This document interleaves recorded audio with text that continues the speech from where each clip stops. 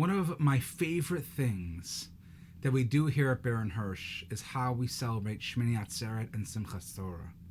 With jam-packed, Leibedik dancing, super, giant, enormous candy that we raffle off that even adults can win, delicious communal meals, even more candy.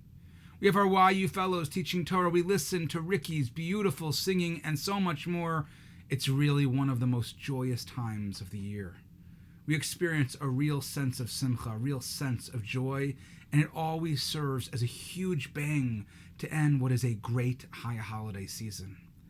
But yet now that we know the realities of COVID-19 and our limitations, now that we know how so many of the elements that make the holiday the simcha, the fun, the joy that it is, now that we know that it won't take place this year, then where do we find the simcha to end the high holiday season? Where can we turn as we come to the end to find this last jolt to carry us forward for the rest of the new year? And the Gemara in Sota teaches Darash Rabbi Simlai. Torah Tchilata Gemilut Chasadim Sofa Gemilut Chasadim. Rabbi Simlai used to teach that both the opening and the closing of the Torah, they involve acts of chesed, acts of loving kindness. How so? Well, in Breshit, God performs the great act of chesed by literally being malbish arumim, by furnishing garments and clothing for Adam and Eve. And in the end of the Torah, as we'll see over this weekend, we also see God perform an act of chesed where God himself buries Moshe Rabbeinu.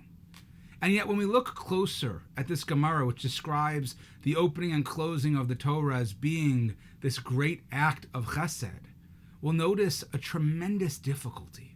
You see, it's easy to understand that God's act of giving clothing to man, that it was an act of kindness. It meant warmth, it meant protection from all of the elements. It gives Adam and Eve the dignity of human beings. But how or why does God regard taking Moshe's life as some type of a chesed? By what stretch of the imagination can we regard God bearing Moshe Bagai as a chesed? Is it not tragic enough that the strong, that the powerful Moshe was literally on his hands and knees begging God to allow him this singular task of entering into the land of Israel with his people? Moshe even begs God, he says, just allow me to be buried in the land of Israel. And God refuses that as well. And if so, what chesed, what kindness is there to bury Moshe out of Israel?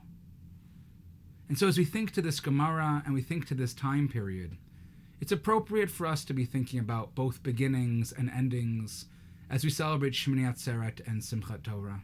On Shemini Atzeret, we pray for rain as we begin to think about next year's harvest. But in addition, it's not just on Simchat Torah where the focus is on beginnings as we start a new Torah reading cycle, but rather as the high holiday season comes to an end, we also think about beginnings as we start the new routine of our new and improved selves. Following the high holidays, we have an opportunity to start fresh, to take the inspiration and the meaning of the last few weeks and to plug it into our daily lives. After all, in Judaism, we place an enormous value on new beginnings. Halacha, Jewish law, demands that we acknowledge beginnings and that we celebrate them. We celebrate a bris, which marks the beginning of a young Jewish boy's journey as a member of our people.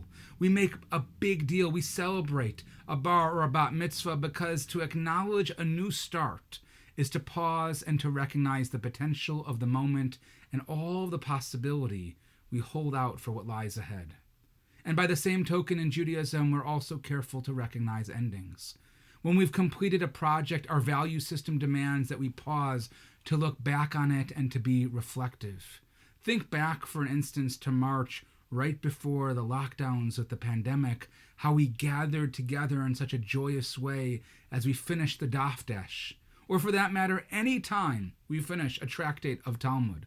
We stop and we celebrate as we look back on our regimen of study. And even as we think to this holiday, there's a focus on conclusions as well. It's on this Yom Tov that we conclude our annual cycle of the Torah. But more than that, not only is this the end of the high holiday season, but it is also the end of the agricultural season as well. And yet, despite all this focus and importance on how things start and how they finish, I think Chazal and the Gemara and Sota are also trying to teach us to be extra careful to put too much of an emphasis on these outer poles. You see, I would imagine that if Hollywood was telling this story of Moshe, that there would have been some grand, some beautiful, some poetic climax, a finale to the great story of Moshe's life. We would have expected a heroic ending, a dramatic climax, some overbearing act of bravery by which Moshe closes his life story. But instead, all we get is that Moshe lies down and that he dies. And that makes us uncomfortable. We don't understand how that could be a chesed from God. But yet the Medrash goes even farther to teach us about the simplicity of Moshe's death by explaining that after Moshe lies down, God lovingly tells him to fold his hands across his chest, and Moshe quietly and gently does so. And God turns to Moshe and he says, "Close your eyes." And then God softly kisses Moshe, withdrawing his holy soul from him. And with that, Moshe is dead. There's no one there to witness it. There's no audience. There's no obituary. After 30 days of mourning for Moshe, it's all over. There's no fanfare, just a quiet ending to a noble and incredible life. And if you think about it, that was precisely the chesed that God performed for Moshe. You see, Moshe didn't need a heroic act to signify a heroic end, because all of Moshe's life was an exercise in heroic holiness. His quiet, uneventful death, it highlights and emphasizes the contrast of his heroic life. Moshe didn't need a closing act or a grand finale because no death could have been as great as his life or as impressive of all of his teachings. The great chesed is actually in that God allows Moshe to be remembered for a life well lived rather than for a death well executed. A big grand finale is not necessary when what happens in the middle is so great. And this is precisely what we need to focus on in our life, not the heroics of excitements of the beginnings or the ends, but rather the heroics of the every single day, the tiny wins on life's journey. And given not only the fast pace of our lives today, but the challenges that each and every one of us are experiencing, it can be hard to do that. We remember waking up in the morning and we remember going to sleep at night, but what happens in between? Did we spend time with our family? Did we take a moment to study or to pray? When we think back to our relationships, we love to harp on the beginnings and the endings. We remember not only the first dates and the honeymoon period, but also the most recent weeks and dates spent time together. Because it's natural to think about those. But what about all the years in between? What about the relationship in its totality?